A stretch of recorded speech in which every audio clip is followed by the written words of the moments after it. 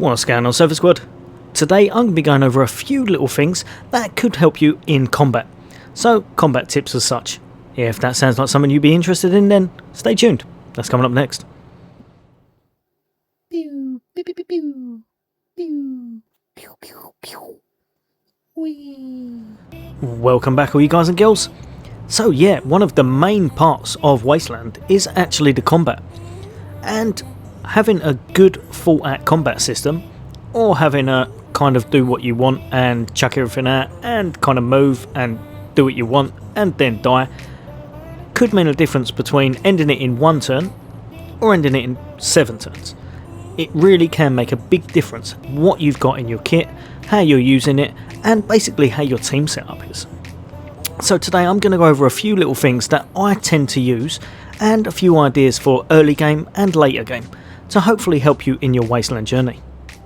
So what I'll do is I'll go over a few of the things, and then afterwards I'll chuck on a little bit of gameplay just to show you roughly how I tend to do some of my combat, and hopefully it will help you a little bit, or if you've got better ways then chuck it in the comments, because it is always good to learn new techniques.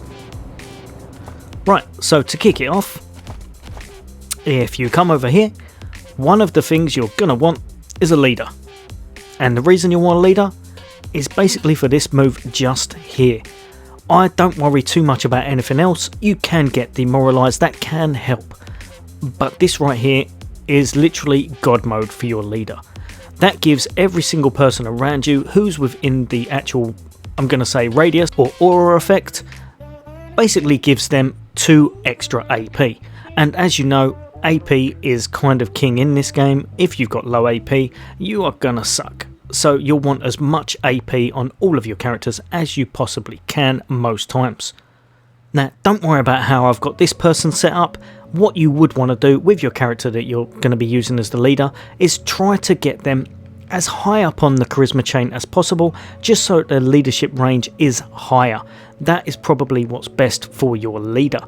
But like I said, the main thing is getting that morale boost, using rally to get the 2 AP. Another thing that is really, I find, quite overlooked in this game are these right here. Basically your little deployables. So for example, you've got the pocket saw pup, you've got the laser turret, or you've got the machine turret. There's a few more out there, but these 3 are kind of the standardised ones that are really easy to get hold of, and by late game I would imagine you'll have well over 120 or 130 of all of them combined. You can easily throw out 2 or 3 every single time you get into combat and not have to worry too much, as long as you're buying them at each shop and each vendor you find them at. Obviously, if you haven't got the money, you won't be able to, but if you have saved up and you've got a bit of money, or you've been kind of scavenging the wastelands to get things like this, because you can actually get them out of some of the drops from the enemies as such. But yeah, try and grab a person who has this on their build, and these will help you all day long. The saw pup will help with a bit of aggro, as will these 2, but obviously if you want something to get into combat, go with the saw pup.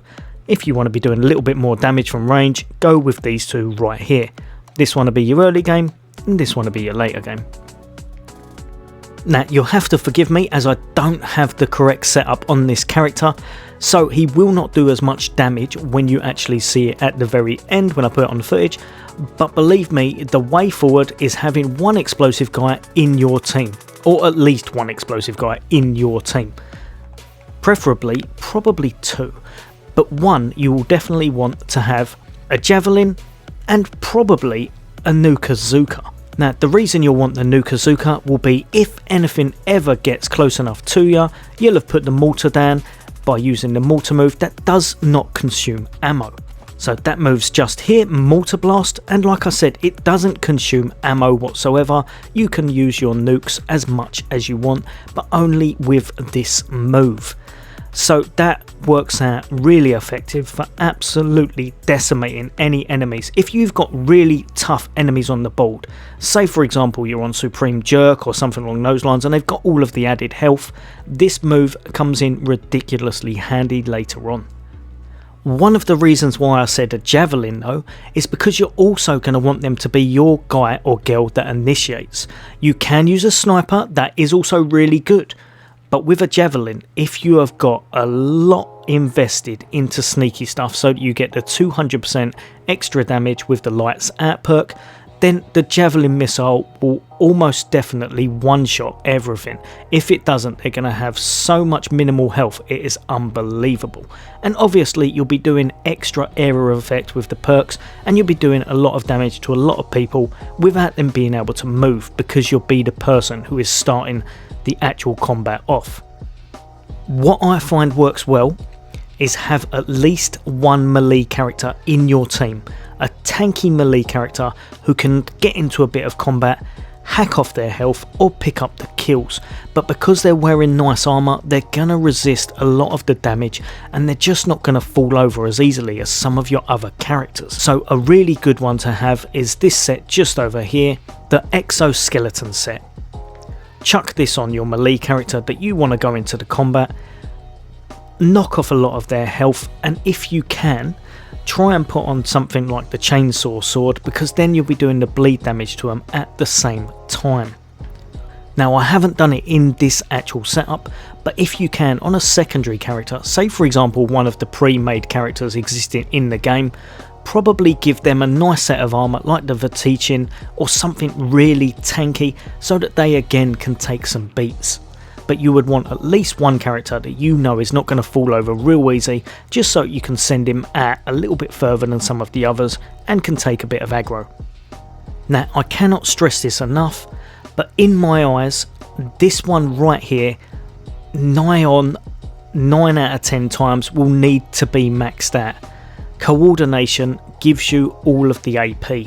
The AP, like I said, is one of the most, if not the most important stat in the game. It can allow you to shoot 1 time, 2 times, 3 times, 4 times, even 5 times. It all depends what you're doing and what situation you're in. For example, with this gun right here, I would say definitely if you have got the jackhammer shotgun and you haven't got your coordination all the way up and you haven't put your AP, say utility item on, then you're probably using him a little bit lesser than he could be used, not to his full potential as such. You will want some characters to kind of be getting out there, moving up the map and be doing a lot of damage to a lot of people. Don't be afraid to get into the thick of things, especially when your team is strong enough to absolutely mow down enemies. People like this, with high speed, will get really far up there. They'll knock off a fair chunk or kill every enemy that they shoot because of the damage from the gun. And even though they kind of, you'll think to yourself, well, now they're out there, they're kind of stuck in the middle of nowhere and everyone is going to massacre them. It could be the way, but if you've got a strong build on and you've got a strong team around you, you will probably be able to knock the enemy for 6 so that only one person is shooting him, or 2 people are shooting him or hitting him with melee, instead of the 6 or 7 that you would think. Because overall, the best offense in this game is actually offense. If you go too defensively, you're just going to make it last longer and they're going to hit you a lot more times, and they do hit quite hard in this sometimes. So I find knocking down the enemy ranks first is definitely the best way to go. One thing to remember, in this game, the Overwatch as such, where you basically put them into ambush, is not as good, I would say, as in some of the other games. If you played like XCOM, or I believe it's the same in Gears Tactics as well, Overwatch is so powerful. You will want to be doing it with your characters kind of all the time when you can put them in, and that way you'll be knocking down the enemy ranks. With this game, in my eyes, it is a lot better to just move and shoot. Take the turn first, get in, get the damage, get out. Overwatch is not really that great in this game. Saying that, the sniper now is the one exception to the rule. If you have a really good sniper in your team with a really good damage sniper on, say for example this one I've got right here, the neutron projector, and you give them, say for example this, you'll receive a lot of damage but you do 33% damage extra, and down here you've got the crit chance. Give them all of these things with a lot of intelligence, a lot of awareness and a lot of luck, and this character right here now will actually make the difference between the battle lasting 1 turn or 3 turns. It really is that strong now.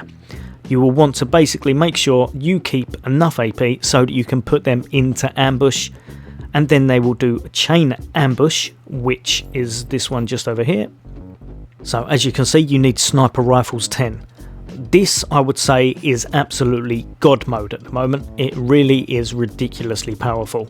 Make sure you have your sniper to 10, make sure you pick this up, get a good sniper rifle, get a good sniper build, and put them in chain ambush. Now, a nice tip for early game is to be using some of these quick slot items. Late game, you don't always have to worry too much. They can still help you, they definitely can help you in your team, but if your team is strong enough, you don't have to worry too much. But for early game, if you have a look here, smoke grenade, throw to create a persistent smoke cloud that conceals anyone standing within it, significantly increasing their evasion. You have a good chance of dodging stuff when you've got this on, a lot better than it was normally. Just here, if for example the enemy is running towards you, chuck this on the ground beforehand and they will run through it, set themselves on fire. It is actually nice as a little buffer, kind of makes it so that they're going to be set alight and then you're going to be able to do what you want to them next turn. It works out well. Another thing is this right here. Now if you have a little look at this, it might not seem like it, but for early game, when you pick this up, the plasma grenade does a lot of damage. It really does. Late game, it kind of falls off and you're not going to be worrying too much about this kind of stuff, but early game, these are really, really good and really strong. Another one to use is just down here, and that is the ice spike. Deploys an ice spike that inflicts frozen and slowed enemies in a radius around it. Lasts for 3 turns. All of these can be quite nice early game, so once you pick them up. I think the ice spike you don't get really early, but it can work out well if you've got a weaker team. Another really good thing to remember is when you can find them, for example this one right here, I think you can get this from the bazaar if I remember correctly. If you can find things like this at shops or food places, they are by far the best kind of ones you can get. So if you have a little look here, eat to restore plus 100% health and gain 1 AP for 90 turns. If you look at the difference between that or the standard med hypo, used to restore 50% health, costs you 3 AP. This one costs you 2 AP. Eat to restore 100% health and gain 1 AP. Like I said, anything that gives you AP is absolutely god tier in this game. Try and find things like this whenever you go to a shop, buy up as much as you can and put on one of your characters that you would like to have a lot of AP. I wouldn't put on everyone because you'll just run through them too quick, but whoever you think's one of your strongest characters, the one that's going to be doing the most damage, the one that you want to do the most shots as such, chuck it on them and it will definitely help you out over time. For example, with this one, I would probably chuck it on my shotgun guy if I had the slot, because that way he'd have another AP, and because he's got the quickfire mag, it means that he's halfway there to doing another shot. Well worth having. Right guys and girls, that's a few little tips for you. So what I'm going to do, I'm going to show you a little bit of gameplay footage now, kind of put a few of them into practice and show you roughly what I mean.